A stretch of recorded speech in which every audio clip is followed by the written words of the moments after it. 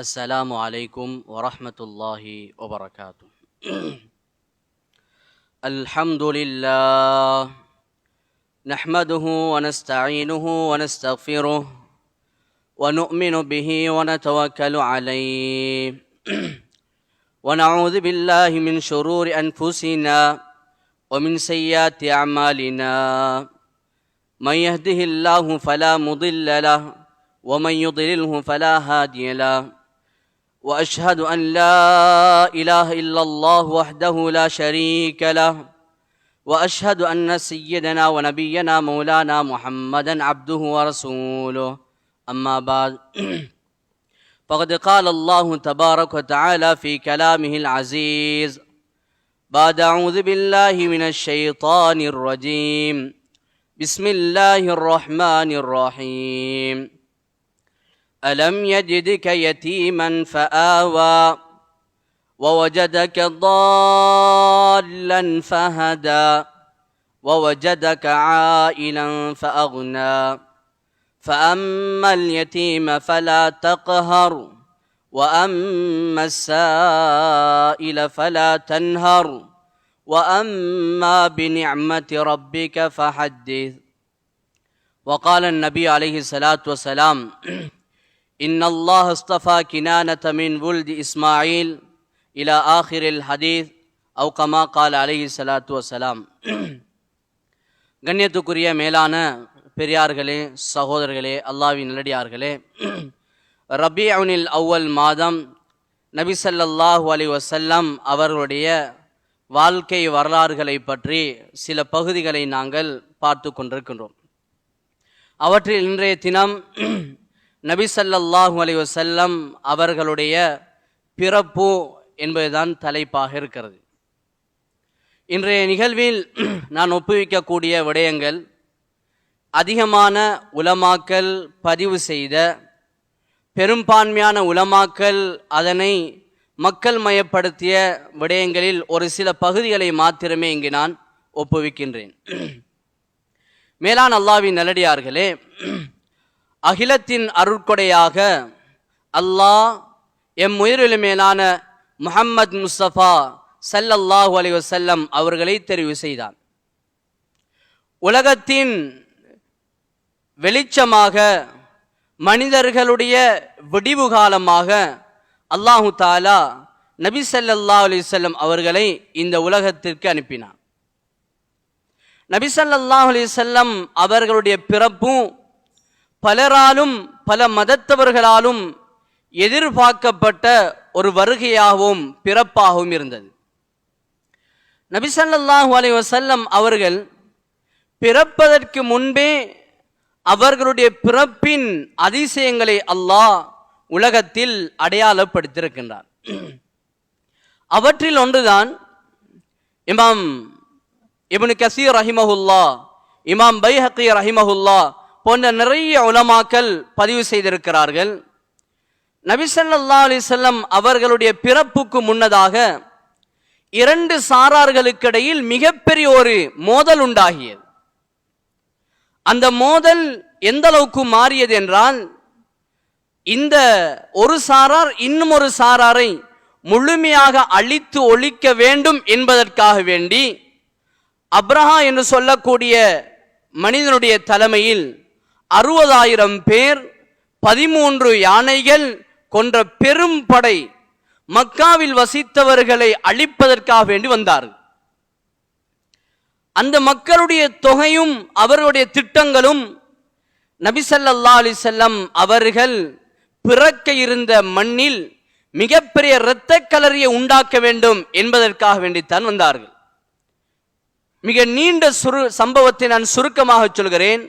அல்லாஹு தாலா நபி ஸல்லல்லாஹு அலைஹி வஸல்லம் அவர்களுடைய பிறப்புக்காக வேண்டி, அவர்கள் இந்த உலகத்தினுடைய உதிப்புக்காக வேண்டி அல்லாஹு தாலா அந்த பெரும் படையினை ஒரு சில குருவிகளின் மூலம் அல்லாஹு தாலா அழித்து காட்டினார்.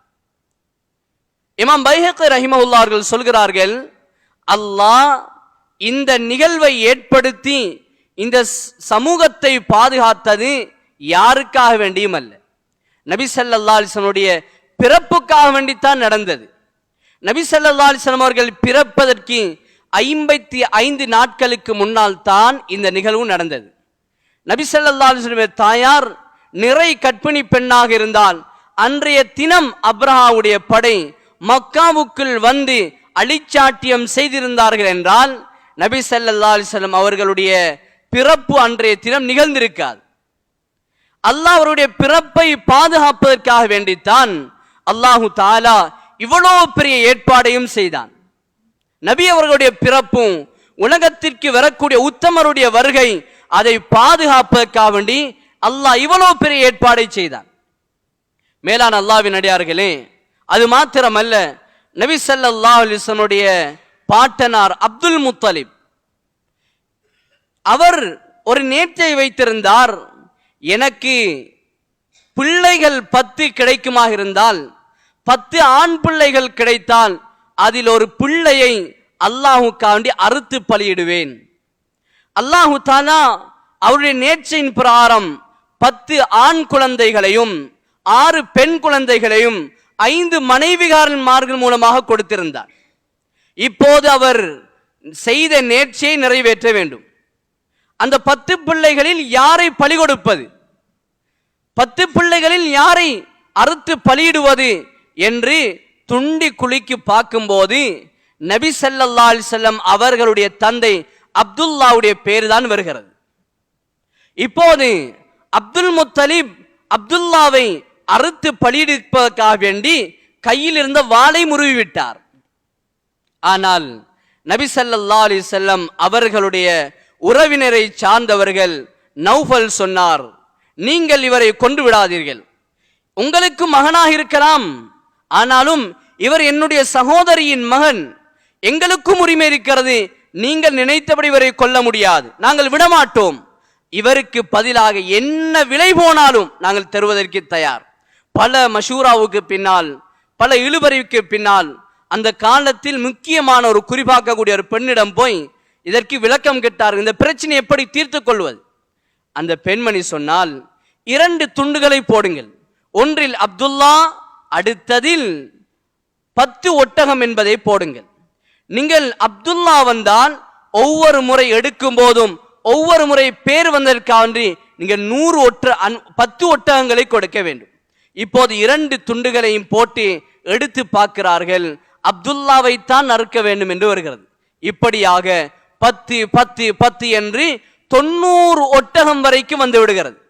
100வது தடவை அதற்கு ரசூலுல்லாஹி ஸல்லல்லாஹு அலைஹி வஸல்லம் அவர்களுடைய பேர் வருகிறது.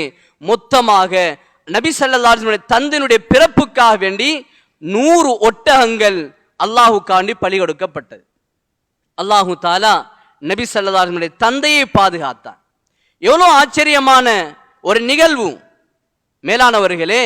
இதைவிட ஆச்சரியமான ஒரு நிகழ்வு தான் நபி ஸல்லல்லாஹு அலைஹி வஸல்லம் பிறப்பை அல்லாஹ் பாதுகாத்தார். ஒரு மனிதனுடைய பிறப்பும் ஆரம்பம் சரியாக இருக்க வேண்டும், அதில் தவறிவிடக் கூடாது. நபி ஸல்லல்லாஹு அலைஹி வஸல்லம் அவர்களுடைய தந்தை அப்துல்லாவுக்கு அவருடைய தகப்பன் திருமணம் பேசினார். ஆனால் எல்லா பெண்களுக்கும் தன்னுடைய மகனை திருமணம் செய்து கொடுப்பதற்கு விரும்பவில்லை. ஏனென்றால் என்னுடைய மகனுக்கு சரியான ஒரு மனைவியை, துணைவியை தேர்ந்தெடுத்து கொடுக்க வேண்டும் என்பதில் அப்துல் முத்தலிப் அவதானமாக இருந்தார். நிறைய பேர் போய் கேட்டாங்க, அப்துல்லா ஏண்ட மகளுக்கு கல்யாணம் பேசுவோம், அப்துல்லாவை நான் முடிக்கிறேன். சில பெண்களே போய் கேட்டாங்க. அப்துல் முத்தலிப் சொன்னார், முடிச்சு தர மாட்டேன். அப்துல் முத்தலிப் அப்துல்லா நபி ஸல்லல்லாஹு அலைஹி வஸல்லம் தந்தைக்கு ஆமினா என்ற பெண்ணை திருமணம் பேசுகிறார்கள். திருமணம் பேசி முடிவாகிவிட்டது. பலருக்கும் அப்துல்லாவை தன்னுடைய கணவனாக ஆக்க வேண்டும் என்பதற்கு பல முயற்சிகள் செய்தார்கள். ஆனால் அப்துல் முத்தலிப் இடமளிக்கவில்லை. இப்போது திருமணத்துக்கு முடிவு செய்து பெண்ணை அழைத்து வருவதற்காக வேண்டி அப்துல் முத்தலிப் ஆமினா இருக்கக்கூடிய இடத்துக்கு செல்கிறார். அப்துல்லாவை தயாராகி பின்னால் வர சொல்கிறார். அப்துல் முத்தலிப் ஆமினாவிடம் போய்விட்டார். அப்துல்லா இப்போது தன்னுடைய வீட்டில் இருந்து பெண்ணை அழைத்து வருவதற்காண்டி பயணமாகின்றார். இடையில் ஒரு பெண் மரிக்கின்றார். உம்மு கித்தால் என்று சொல்லக்கூடிய பெண்மணி அவரை மடக்கி பிடிக்கின்றார். தன்னை முழுமையாக அலங்கரித்து அப்துல்லாவிடம் சென்றார். அந்த பெண்மணி சொன்னால், இன்று என்னோடு நீ தவறு செய்யவா, என்னோடு நீ தவறு செய்ய என்று மறித்து பிடித்தாள். அப்துல்லா சொன்னார், நான் இந்த தவறு செய்ய மாட்டேன், இது பாவம், இது ஒரு அநியாயம், நான் இப்படி செய்ய மாட்டேன் என்று அந்த பெண்ணினுடைய பிடியிலிருந்து தப்பித்து ஒரு வழியாக போய்விட்டார்கள். இப்போது அப்துல்லா திருமண பந்தத்தில் இணைந்து திரும்பி வருகிறார். அதே உம்மு கித்தால் அந்த பெண்மணி அதே இடத்தில் நிற்கின்றார். ஆரம்பத்தில் மறித்து பிடித்து தன்னோடு இணங்கும்படி சொன்ன அந்த பெண்மணி இப்போது கண்டும் காணாமல் போய்விட்டார். அப்துல்லா மனதால் யோசிக்கின்றான், நேர காலத்தோடு செல்லும் போது என்னை இந்த பெண்மணி மறித்தால் ஏன் இப்ப என்னை கண்டும் காணாமல் இருக்கிறாள்?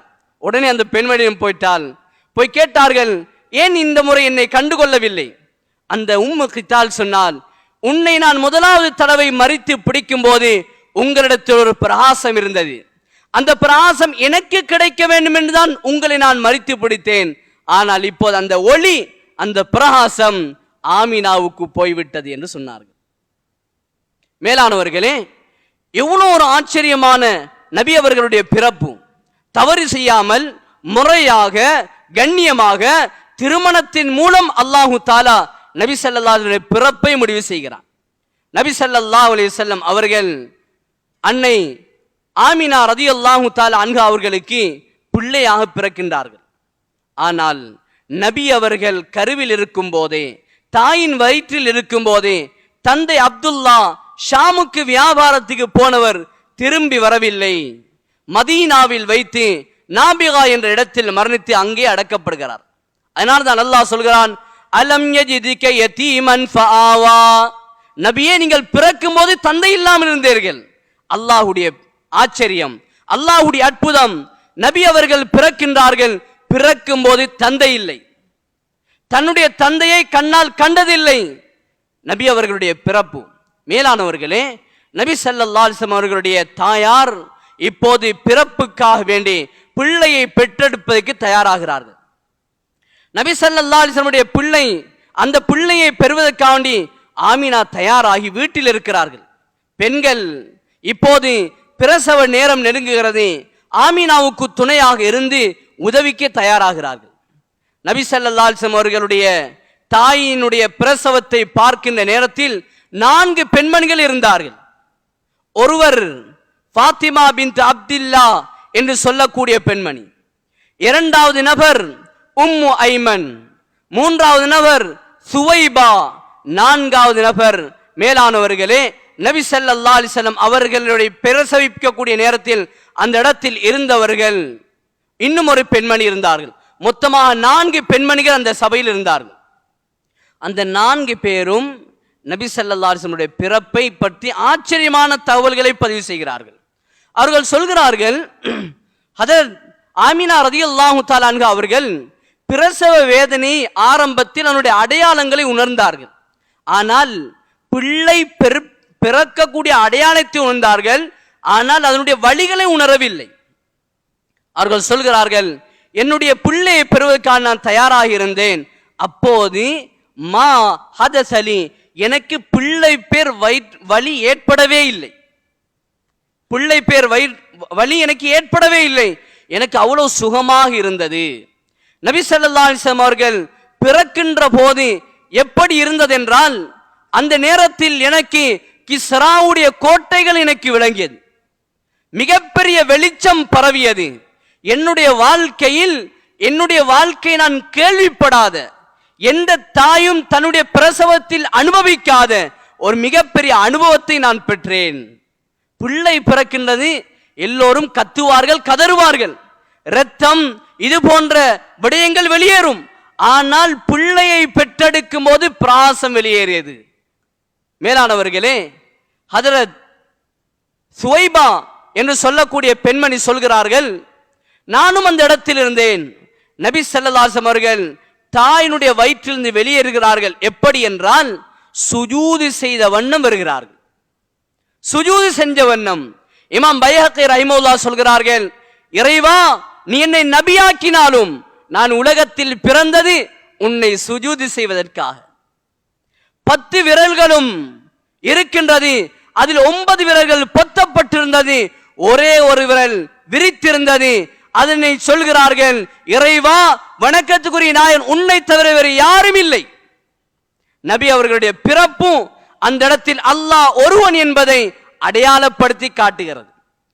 மேலானவர்களே, இந்த சந்தர்ப்பத்தில் பிள்ளை பெற்றெடுக்கும் அதே நொடி, அதே வினாடியில் 1000 ஆண்டுகள் பத்த வைத்துக் கொண்டிருந்த நெருப்பு அணைந்து விடுகிறது. நெருப்பு அணைக்கிறது லேசி. இவ்வளவு பெரிய பிரம்மாண்டமான நெருப்பை 1000 ஆண்டுகள் எரிக்க வைத்த நெருப்பை லேசா அணைக்க முடியாது. நமக்கு தெரியும், பெரிய நெருப்பை மூட்டினா நீண்ட தூரம் நீண்ட நேரம் சிரமப்படணும். ஆனால் நபி அவர்களுடைய பிறப்பு இங்கே நிகழ்கிறது. அங்கே பத்தி கொண்டிருந்த நெருப்பு அப்படியே அணைகிறது. எவ்வளவு ஆச்சரியம்! அங்கே பார்த்து கொண்டிருந்தவர்கள் ஆச்சரியப்பட்டார்கள். இவ்வளவு பிரம்மாண்டமான நெருப்பு மழையில் பெய்யவில்லை, எதுவும் நடக்கவில்லை, தண்ணீர் ஊற்றவில்லை. ஆனால் பத்தி கொண்டிருந்த நெருப்பு அப்படியே அணைகிறது. மிக கம்பீரமாக கட்டப்பட்டிருந்த சிலைகள் வைக்கப்பட்டு பாதுகாப்பாக கட்டப்பட்டிருந்த 14 தூண்கள் அப்படியே இடிந்து விழுந்தது. பழைய தூண் அல்ல, பழைய ஏற்பாடுகள் அல்ல, கம்பீரமாக கட்டப்பட்ட முழு திட்டமிடலோடும் கட்டப்பட்ட கிஸ்ராவின் கோட்டையில் உள்ள 14 தூண்கள் அப்படியே இடிந்து கீழே விழுந்தது. இதை பார்த்தவர்களுக்கு ஆச்சரியம். என்ன நடந்தது? என்ன நடந்தது? இப்படி அன்றைய தினம் கழிகின்றது. அன்றைய தினம் கழிகின்றது. ஒரு யகூதி மனிதர் வானத்தை பார்த்து கொண்டிருந்தார். ஒரு நட்சத்திரம் விளங்குகிறது. உடனே அந்த நடுநிசையில் முழு மக்களையும் கூப்பிட்டார். யா மாஷரல் யஹூத், யகூதிகளே வாருங்கள் வாருங்கள் என்று கூப்பிட்டார்கள். மக்கள் பட்டு பதறி ஓடோடி அந்த மனிதன் இருக்கும் இடத்துக்கு போனார்கள். மாலக், என்ன நடந்தது? சொன்னார், தலஅல் யௌம நஜ்மு அஹ்மத், இன்றைய தினம் வானத்தில் அஹ்மத் என்று சொல்லக்கூடிய நட்சத்திரம் ஏற்பட்டது. அது ஏற்பட்டால் என்ன நடக்கும்? இந்த நட்சத்திரம் தோன்றினால் இன்றைய தினம் நபி ஒருவர் பிறந்திருக்கிறார். நட்சத்திரம் தோன்றியது, நபி பிறந்து விட்டார். இதற்கு பின்னால் உங்களிடத்தில் இருந்த அசத்திய மார்க்கம் இல்லாமல் போய் சத்திய மார்க்கத்தின் காவலர் பிறந்து விட்டார். மறுநாள் அன்றைய தினத்தில் மக்காவிலிருந்து ஒரு யகூதி வியாபாரம் செய்து கொண்டிருக்கிறார். அவர் கேட்டார், ஹல் உலித ஃபீக்கும் வலத், ஏதாவது பிள்ளைகள் பிறந்துச்சா? இல்ல, பிறக்கல்ல. அப்படி ஒன்றும் தெரியா? அந்த வியாபாரி சொன்னார், நீங்க நல்லா போய் விசாரிச்சுட்டு வாங்க, ஒரு பிள்ளை பிறந்திரி. ஏனென்றால் தௌராத்தில் சொல்லப்பட்ட அடையாளங்களை நான் உணர்கிறேன். இப்ப போனாங்க, அட்டம் பக்கத்தில் விசாரிச்சு பார்த்தா அப்துல் முத்தலிபுடைய குடும்பத்தில் ஒரு பிள்ளை பிறந்திரி. அடுத்தன்னு வந்து சொல்றாங்க, உலித ஃபீனா, எங்கிட்ட ஒரு புள்ள பிறந்திருக்கு, அப்துல் முத்தலிபுடைய பரம்பரை. அவர் சொன்னார், நபி பிறந்தாச்சு, நபி ஒருவர் வந்து விட்டார், எனக்கு அந்த ஊட்ட காட்டுங்க, இன்னும் ஒரு சில அடையாளங்களுக்கு போய் பார்க்கணும். அந்த யகூதி மனிதர் நபி ஸல்லல்லாஹு அலைஹி வஸல்லம் அவர்களை பார்க்க வந்தார். அங்கே சென்று பார்த்தால் நபி ஸல்லல்லாஹு அலைஹி வஸல்லம் அவர்களுடைய முதுகை திருப்பி பார்த்தார். அந்த இடத்தில் ஒரு சிறிய அடையாளம் இருந்தது. அதை சூழ நிறைய முடிகள் இருந்தது. அதை பார்த்தவர் மயங்கி கீழே விழுந்து விட்டார். அவர் சொன்னார், இதுதான் ஒரு நபியிடம் இருக்கக்கூடிய அடையாளம். மாதா தகூலூன், நபி வந்தாச்சு, உங்களோட மார்க்கங்கள் இதுக்கு பின்னால் முடக்கப்படும், உங்களிடம் இல்ல அதிகாரங்கள் எல்லாம் இல்லாமல் போய்விடும். இவருக்கு விசுவாசமான ஒரு கூட்டம் எந்த ஆதாயம் எதிர்பார்க்காமல் உருவாகுவார்கள். நீங்கள் இவரை வைத்துக் கொள்ள போகிறீர்களா அல்லது கொல்ல போகிறீர்களா? இவர் வந்துவிட்டால் உங்களுடைய வேதம் இல்லாமல் போய்விடும். நபி ஒருவர் இவர்தான், இவர் உண்டாகிவிட்டால் சத்திய மார்க்கம் பரவ போகிறது, உங்களுடைய ஆட்சிக்கெல்லாம் முடிவு வரப்போகிறது. என்ன செய்ய போகிறீர்கள்? மேலானவர்களே, அப்படியான ஒரு ஆச்சரியம் நபி ஸல்லல்லாஹு அலைஹி வஸல்லம் பிறப்பாக இருந்தது. மேலானவர்களே, இப்படியாப்பட்ட சிறப்பான ஒரு பிறப்பை தான் நபி ஸல்லல்லாஹு அலைஹி வஸல்லம் அவர்களுக்கு அல்லாஹ் வழங்கினான். நீண்ட சம்பவம், இன்னும் பல பல விடயங்கள் இருக்கிறது. என்னுடைய நேரத்தை கருத்தில் கொண்டு சுருக்கிக் கொள்கிறேன். மேலானவர்களே, இதில் பெற வேண்டிய பாடம் மிக முக்கியமானது. ஒரு மனிதனுடைய ஆரம்பம் அவனுடைய பிறப்பு தான். ஒரு மனிதனுடைய ஆரம்பம் அவருடைய பிறப்பு தான். அந்த பிறப்பு சரியாக இருக்குமாக இருந்தால் அந்த மனிதனுடைய ஏனைய கட்டங்கள் சரியாக இருக்கும். ஒரு தாயும் தகப்பனும் எப்படி ஒரு பிள்ளையை வளர்க்க வேண்டும், அந்த பிள்ளைக்கு எப்படி பேர் சூட்ட வேண்டும், அந்த பிள்ளைக்கு அடிப்படையான திருமண பந்தத்தை எப்படி அமைத்து கொடுக்க வேண்டும் என்ற ஆழமான பாடம் இதில் இருக்கின்றது. எனவே எல்லாம் வல்ல அல்லாஹ் அவருடைய அன்பையும் அருளையும் பெற்ற நல்ல மக்கள் கூட்டத்தில் எம் அனைவரும் ஆக்கி அருள்புரிவானாக. ரப்பனா ظلمنا انفسنا وان لم تغفر لنا وترحمنا لنكونن من الخاسرين. ربنا رب ارحمهما كما ربياني صغيرا. وصلى الله وسلم على النبي الأمي وعلى آله وصحبه أجمعين والحمد لله رب العالمين.